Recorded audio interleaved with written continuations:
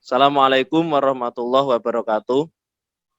Waalaikumsalam Pada warahmatullahi wabarakatuh. seluruh anak-anak siswa kelas 12 Madrasah Aliyah Jaisul Falah yang kami banggakan untuk melanjutkan pembelajaran di era pandemi seperti ini kita lakukan dengan daring. Kebetulan kita manfaatkan media yang ada yaitu Zoom meeting.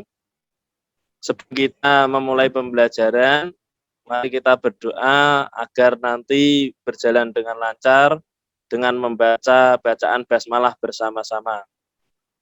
Bismillahirrahmanirrahim. Anak-anak sekalian, pada kali ini saya tanyakan semuanya dalam keadaan sehat ya. Semoga kita semua dilimpahkan dalam kesehatan, dalam pembelajaran di masa yang seperti ini. Kemudian, untuk absensi-presensi yang kami hadir, yang sudah hadir, saya ucapkan banyak terima kasih. Pertemuan kita kali ini, kita akan membahas tentang jumlah atau kalimat. Ya, jumlah atau kalimat. Jumlah atau kalimat dalam bahasa Arab yang sangat populer itu ada dua. Yang pertama jumlah ismiyah, yang kedua itu jumlah fi'liyah. Sebelum kita memulai membahas secara detail apa garis besar dari jumlah ismiyah dan jumlah fi'liyah, mari kita lihat dulu pengertian dari jumlah. Pengertian dari jumlah adalah setiap lafaz yang tersusun atau terdiri minimal dua kata, baik itu memberikan kepahaman atau faedah ataupun tidak. Secara susunan, jumlah atau kalimat minimal terdiri dari dua kata, yaitu kalau dalam susunan bahasa Indonesia yang kita kenal minimal terdiri dari subjek dan predikat. Lanjut. Kemudian ya sekarang yang pertama yaitu jumlah ismiyah. Saya tanyakan kepada anak-anak siapa yang sudah tahu apa itu jumlah ismiyah. Kalau menurut pengertian secara ilmu nahwu bahwa jumlah ismiyah yaitu kalimat yang diawali dengan kata isim. Dalam wacana yang sudah familiar kita kenal dengan istilah mubtada dan khobar. Di sini dapat dilihat di dalam slide tersebut. Susunan jumlah ismiyah terdiri dari mubtada dan khobar. Bisa ditambahkan dengan maf'ul dan sebagainya. Contohnya seperti yang familiar yaitu Zaidun qaimun. Nah, di sini Zaidun itu di awal kalimah dan merupakan kalimah isim, yaitu isim mufrad, yaitu satu orang Zaid. Ya, di sini qaimun sebagai khobarnya. Dan perlu kami tekankan kepada anak-anak sekalian bahwa khobar itu terdiri dari beberapa bentuk. Yang pertama ada khobar mufrad, seperti contoh di Zaidun qaimun tadi. Kemudian ada khobar sibul jumlah, yaitu khobar yang menyerupai jumlah. Biasanya ini terdiri dari jar majrur dan dzaraf madruf. Nah, mungkin kalian di antara kalian sudah ada yang tahu jar majrur, huruf jar dan dzaraf sudah dibahas di waktu yang telah lampau, mulai dari kelas 10 atau 11 atau di tempat yang lain. Yang penting sumber dari manapun, yang penting kita dapat memahaminya.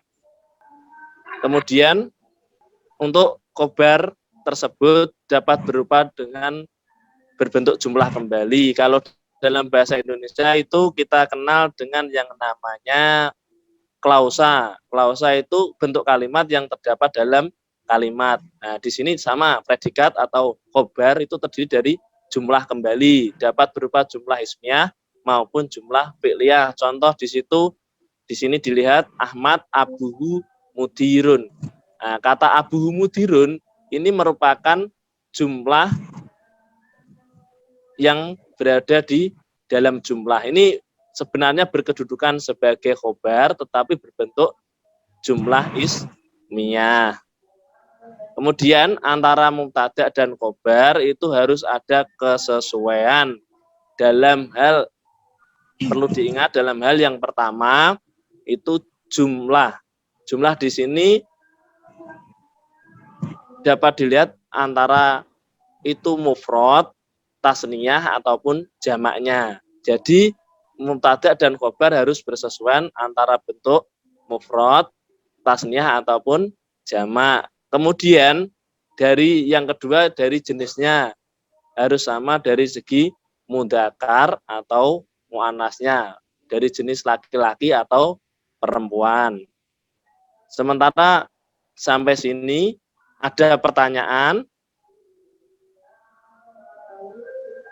Ya silakan anak-anak, ada pertanyaan? Bagi yang tanya silakan di-unmute dulu. Diklik itu biar suaranya keluar. Sampai di sini tentang jumlah ismiyah ada pertanyaan? Tidak, Pak, paham. Paham?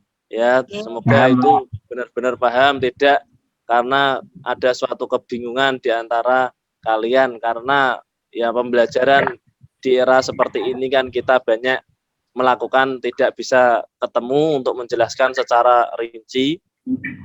Kemudian kita lanjutkan ya, sebelum kita memasuki yang lain kita lanjutkan dulu tentang struktur jumlah ismiyah. Ini bentuk-bentuknya. Nah, itu dapat berupa banyak sekali. Mungkin dapat dicermati di dalam slide tersebut. Di antara kalian, adakah yang merasa asing seperti struktur jumlah ismiyah tersebut? Ya, intinya, kalau secara dasarnya kita mengenal jumlah ismiyah itu ya ada mubtada dan ada khobar. Kalau dalam bahasa Indonesia ringkasnya itu ada subjek dan predikat. Nah, seperti itu. Untuk pembahasan bentuk-bentuk mungkin di kesempatan yang lain nanti dapat dijabarkan lebih secara rinci. Ya, sebelum kita memasuki ke jumlah fi'liyah, mungkin ada yang mau bertanya. Silakan. Tanya, Pak. Ya, silakan. Mas Udin. Mas Miftah ya, silakan Mas Miftah. Ya, ini Pak. Kalau di bahasa Indonesia tadi kan bilang ada subjek, ada predikat. Nah, untuk dalam bahasa Arab ini, kalau keterangan itu dalam bahasa Arab untuk penamaannya dalam sistem jumlah ini seperti apa, Pak?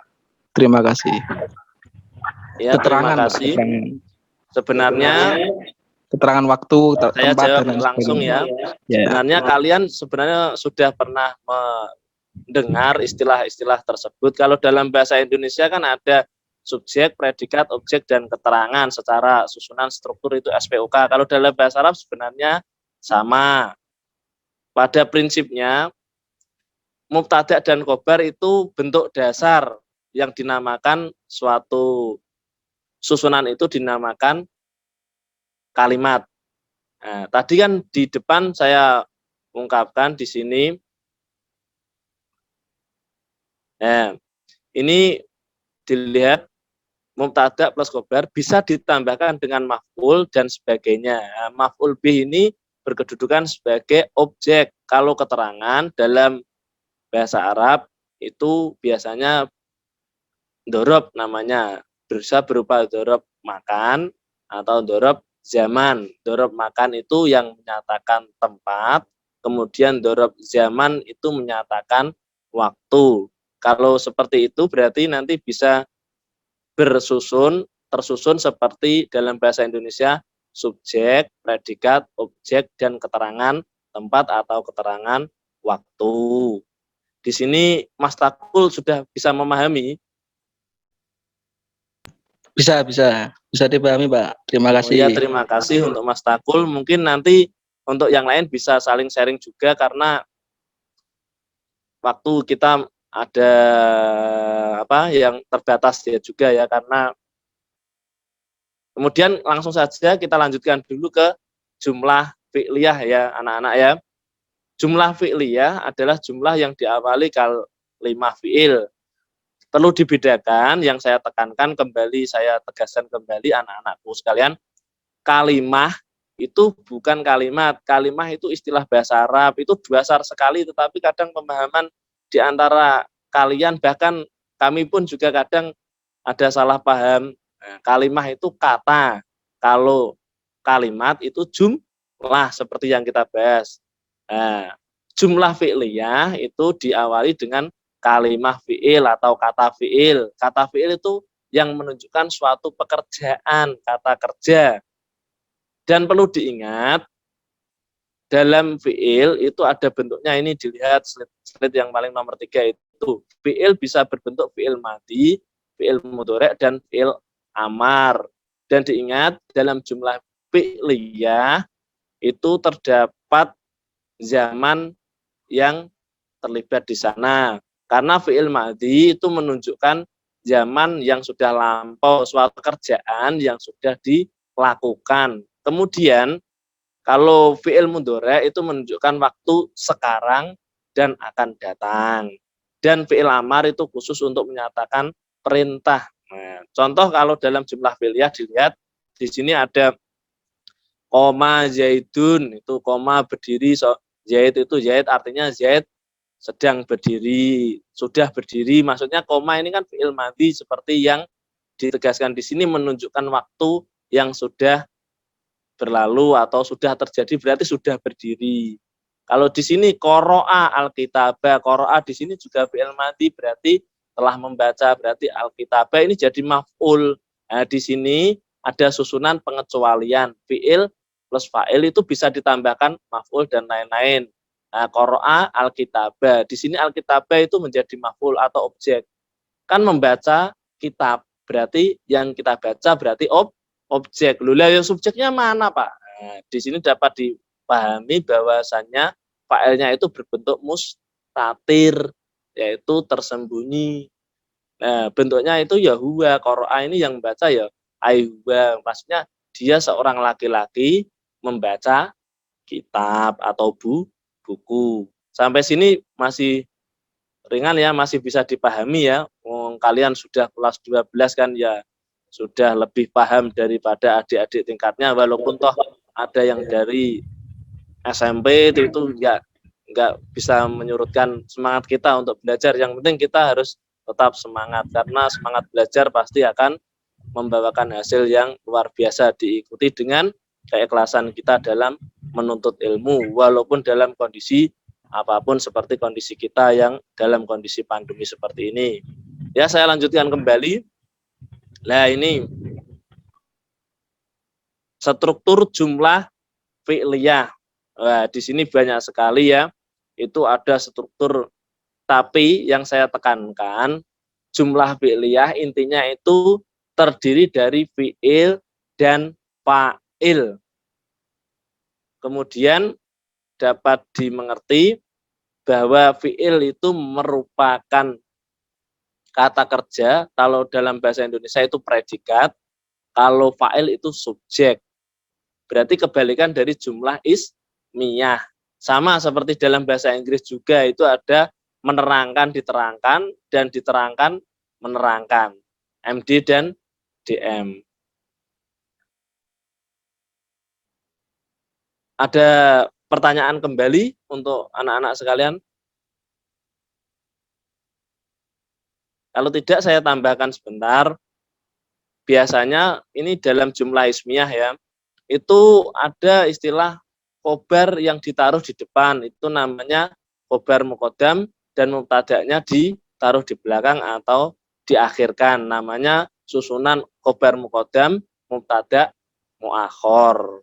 Nah, dapat dilihat nanti di dalam teks-teks ada kok dalam susunan bahasa Arab, kok bentuknya ada kata isim, tetapi kok ditaruh di belakang, berarti itu mubtada' muakhor. Kalau beda dengan jumlah fi'liyah ya, memang subjeknya itu ada di setelah predikatnya atau setelah kata kerjanya. Itu jumlah fi'liyah. Itu diperhatikan pokoknya. Pada intinya pertemuan kali ini dapat disimpulkan bahwa jumlah itu terbagi menjadi dua. Di sini ya, jumlah ismiyah dan jumlah fi'liyah. Jumlah atau kalimat dalam bahasa Arab itu, ya intinya ini jumlah. Apapun teksnya itu terbentuk dari sini. Kalau nanti ada dorob, madrub, dan jar majrur itu sibul jumlah, hanya menyerupai jumlah.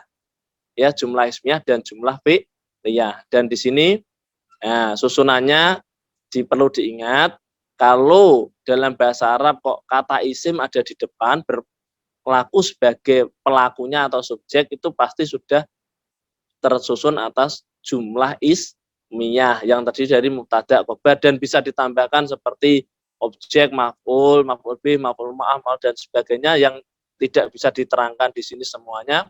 Kemudian ada keterangan tadi dorob zaman, dan dorob makan bisa dimasukkan juga. Sama sebenarnya susunan dalam bahasa Indonesia, bahasa Inggris, dan mana-mana itu tetap susunannya secara bahasa itu sama, hanya berbeda istilah saja. Kemudian di sini jumlah fi'liyah ditekankan, fi'il ada di depan, yaitu suatu perbuatan yang dilakukan, dan di sini dapat dimengerti bahwa yang paling inti fi'il itu ada tiga tadi, fi'il madhi, fi'il mudhari', dan fi'il amar, yang tentunya nanti kita bahas di kemudian waktu. Sampai di sini mungkin sudah kami simpulkan. Tetap ada pertanyaan, silakan sebelum kita akhiri pertemuan kita kali ini.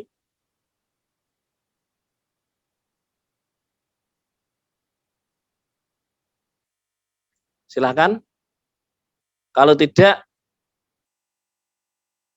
berarti saya ada sedikit tugas buat anak-anak sekalian kelas 2, karena ini pertemuan awal kita masih mengulas materi jumlah.